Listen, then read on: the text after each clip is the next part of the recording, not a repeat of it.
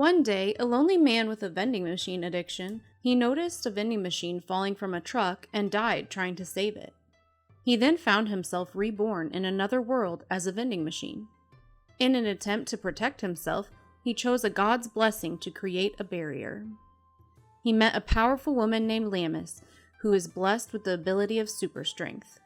She named him Boxxo and carried him to her town, where he now plays a pivotal role. The next evening, Boxxo is sitting alone, lost in thought. He's thinking about what Hulimi told him. She shared that Lammis and she were best friends when they were kids. Sadly, they both lost their parents when monsters destroyed their village. Lammis has a special power, but she was scared to use it back then. This decision still bothers her. While Boxxo is deep in thought, a lady with dark hair comes over like she wants to buy something. But she quickly runs away when she sees two soldiers coming. The soldiers buy some soup and leave. The day before, the same lady walks out of a place with groceries, and the same two soldiers greet her. This makes her anxious. They say they're going to her shop. She says she's going there too, and they offer to carry her stuff. Now, under the moonlight, she's nervous. Listening nearby, Boxxo turns into a machine that holds veggies. He gives her a leek, and she wonders if it's okay to take it. He nods, saying it's fine, and even gives her soup stock, eggs, and a can of Odin, hinting that she should make soup. She's really grateful and happy because now she can impress the guards. The bald guard opens up, expressing his admiration for love. He praises the woman's cooking from the previous day, impressed by its goodness. The following day, Lammis and Hulimi approach Boxxo, asking for a cold soda. Lammis shares that she'll be joining the Menagerie of Fools on a journey tomorrow. They're off to investigate some crocodile fiends, having already taken down frog fiends and double-headed snakes. The purpose of this trip is to check if the crocodile monsters have multiplied. Hulimi is worried, particularly due to the king frog and the appearance of the giant two-headed snake. At the town entrance, Lammis and Boxxo talk with the Menagerie of Fools gang. Surprisingly, Hulimi decides to come along, stepping onto the cart. She reveals she's been hired by none other than Director Bear himself for this mission. They embark in a wooden cart pulled by two boars. Atop the wagon, the leader of the fools surveys the scene. A frog rustles in the bushes, then springs forth, joined by its froggy companions. A lively battle erupts, with an arrow finding its mark on one of the frog's head. Lammis attempts a daring move, grabbing a bottle of Coke from Hulimi to hurl at the frogs, but her aim goes awry. Eventually, the skirmish comes to an end, and they gather in the woods, relishing in a well-deserved lunch. With gratitude, they realize Boxxo's presence means they don't have to resort to eating the defeated monsters. Boxxo works his magic, producing a tent, chair, and bag, albeit in a quirky vending machine interpretation of a toilet. It elicits a mix of amusement and appreciation from the crew. The leader expresses contentment that Boxxo is along for the journey, allowing them to savor in these unexpected luxuries. Deeper into the forest they go, bravely stepping into the domain of the crocodile monsters. The captain urges everyone to stay vigilant and alert. Later in the evening, they decide to take another break, and the scouts return to the camp with valuable information about the enemy's positions. They point out that about 2 hours to the northeast, a group of about 30 crocodile monsters can be found, playfully splashing around. During their discussion about the crocodile monsters' sizes, Hulimi cleverly observes that they appear smaller than usual. She speculates that a scarcity of food might be the culprit, possibly caused by the Frog King's interference. It seems the Frog King's rise to power has made the crocodile monsters think twice before snacking on their amphibian counterparts, causing a potential food shortage for them. Filmina chimes in, explaining to the captain that if the crocodile monsters can't feast on frogs anymore, they might turn their appetite towards humans. Filmina advises seizing the opportunity now, while the crocodile monsters are weakened, as they could fetch a good price on the market. Boxxo is taken aback by Filmina's keenness, playfully dubbing her a penny pincher. The leader agrees, and a plan forms. They'll launch their attack in the morning.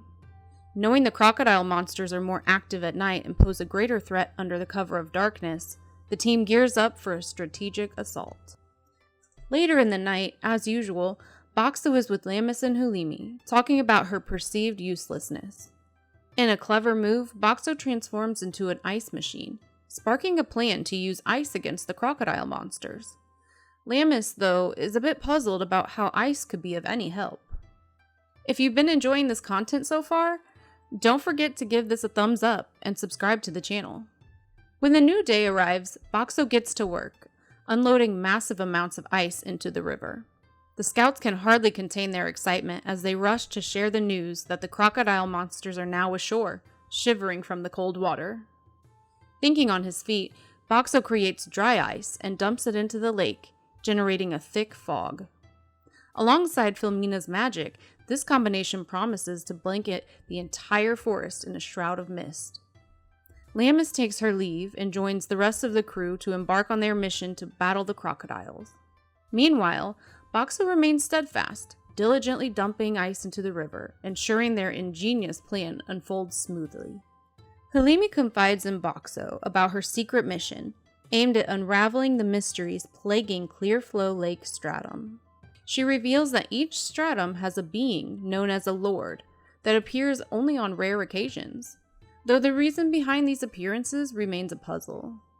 Boxxo likens this lord to the concept of a boss in a video game level. The director believes that the current anomalies hint at the potential revival of this lord. Defeating the lord could lead to a substantial reward, much like a prized boss drop in a video game. Suddenly, a thunderous rumble shakes the surroundings. Their attention turns upward to witness a careening cart hurling towards them. Arrows fly, aimed at a massive purple dragon-like creature. Astonishingly, this creature is the one that Hulimi had just been discussing, and its presence is causing a stratum split. Swiftly, they snatch Hulimi, throwing her onto the cart as Boxxo activates a protective barrier just in time.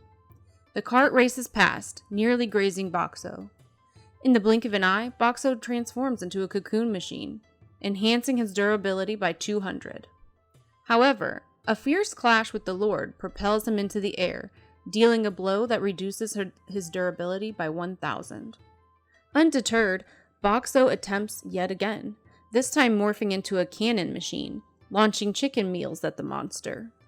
Curiously, the creature seems to enjoy the fiery chicken lunches, revealing an unexpected taste.